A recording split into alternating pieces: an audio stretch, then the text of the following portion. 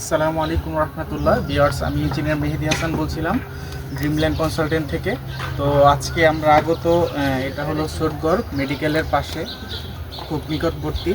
তো এখানে যে আমরা ওনার পার্সন কাজ করে দিয়েছি, উনি একজন প্রবাসী। তো ওনার নাম হলো মুস্তাফিজুর রহমান বাদল ভাই।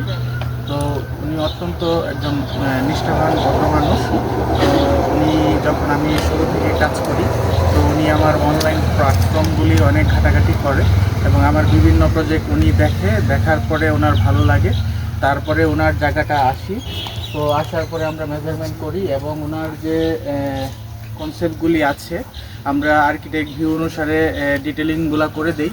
তারপরে ওনার আর্কিটেকচার পছন্দ হয়, তারপরে আমরা হোপফুলিভাবে স্ট্রাকচারাল ডিজাইনটি করে দেই। তো ইতিমধ্যে আজকে আমাদের আইসোলেট ফুটিং শেষ হয়ে গ্রেড বিম পর্যায়ে এসেছি আমরা। তো আপনারা দেখতে পারতেছেন আমাদের গ্রেড বিমের টোটাল ডিটেলিং এখানে আছে। এখানে আমরা দুইটা গ্রুপ করেছি, GB1 GB2 দুইটি সেকশন রয়েছে আমাদের এখানে। তো আপনারা ইতিমধ্যে দেখতে পারতেছেন এখানে রডের যে ডিটেলগুলো আছে। আসলে একটি গ্রেড বিম আমরা কিভাবে প্রস্তুত করব বা এটার কার্যক্ষমতা কিভাবে কাজটি করলে কাজের গুণগত মানটা আমাদের বজায় থাকবে, এগুলো আপনাদের সাথে আলোচনা করব বিস্তারিত। তো দেখেন, আপনারা একটি দেখতে পারতেছেন শাটারিং আমার নিচে তলা। তো অনেকে কি করে এই জিনিসটা, যে সলিং করে চাপ ঢালাই দিয়ে দেয় বা স্মারক ব্যবহার করে। অ্যাকচুয়ালি এখানে স্মারক যাতে আমরা না ব্যবহার করতে হয়, সে জায়গা থেকে আমরা এখানে শাটারিং করে দিয়েছি বক্স আকারে, যাতে পুরাটা আমার ফ্রেমিংয়ের মাঝে ডিটেল ডিজাইন হয়। তারপরে আপনারা দেখতে পারতেছেন যে এই ভীমটা, আমার এই ভীমটার সাইজ হলো 12 ইঞ্চি। তো এখানে আমরা যে চুরিটা স্টিরাপটা ব্যবহার করতে বলেছি, অল সাইড মেম্বার প্রতিটা পাশেই আমার 2 ইঞ্চি করে ক্লিয়ার কভার থাকবে। তো এখানে আমার চুরিটা হয়েছে 8/11 ইঞ্চি। তো এটা গেল আমার GB1 এর সেকশন। তারপরে আমরা কম্প্রেশন জোনে, এইখানে আপনারা দেখতে পারতেছেন আমরা যখন শর্ট কলামগুলি ঢালাই দিছি তখন কিন্তু এখানে স্টিল কাপটা দিবেন। তো এই যে দেখেন গ্যারাটিংগুলো রয়েছে, এই গ্যারাটিংগুলা ওয়্যার ব্রাশ দিয়ে ঘষে পরিষ্কার করে একদম ক্লিন করে তারপরে কাজ করতে হবে। তারপরে যেহেতু আমাদের এখানে বালি ফালাচ্ছে, ওনারা ফিলিং করছে, সেই জায়গায় কিন্তু কলামের ভিতরে বালিগুলি ঢুকে পড়েছে। সেই জায়গায় ভীমটা যখন প্লেসমেন্ট ক্লিয়ার হবে তখন নামানোর আগে এটা পরিষ্কার করে তারপরে নামাইতে হবে। এই বিষয়গুলি খুব খেয়াল রাখা জরুরি। তারপরে আপনারা দেখতে পারতেছেন যে ল্যাপিং। তো আমরা যখন একটা ভীমের ল্যাপিং দেব, আপনারা সবসময় মনে রাখবেন 60 দিয়ে ধরে আমাদের কাজ করতে হবে। যেমন 16 মিলি যদি আমার ল্যাপিং আসে, তো এখানে আমাদের 38 ইঞ্চি ল্যাপিং দিতে হবে, এবং 20 মিলি যদি ল্যাপিং আসে 48 ইঞ্চি দিতে হবে। তো এই বিষয়গুলি আপনাদের খেয়াল রাখতে হবে।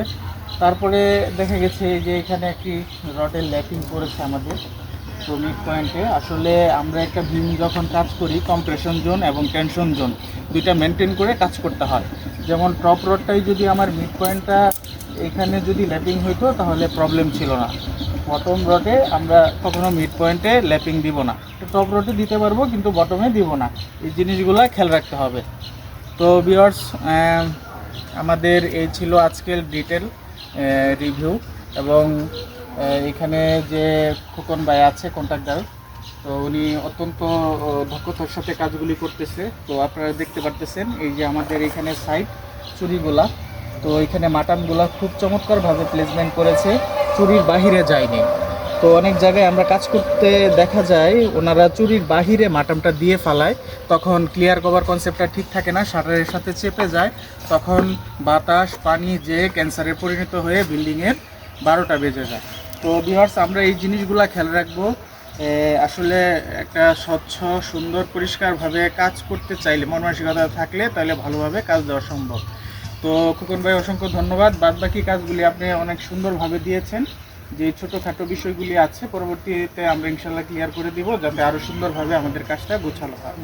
তো ভিউয়ার্স, আমরা সারা বাংলাদেশেই কাজ করে আসতেছি, জামালপুর, শেরপুর, টাঙ্গাইল, ময়মনসিংহ। তো আপনাদের কারো যদি ডিজাইন ড্রয়িং করার প্রয়োজন হয় আমাদের সাথে যোগাযোগ করতে পারেন। আমরা লাইক কমেন্ট শেয়ার দিয়ে আমাদের পাশে থাকবেন।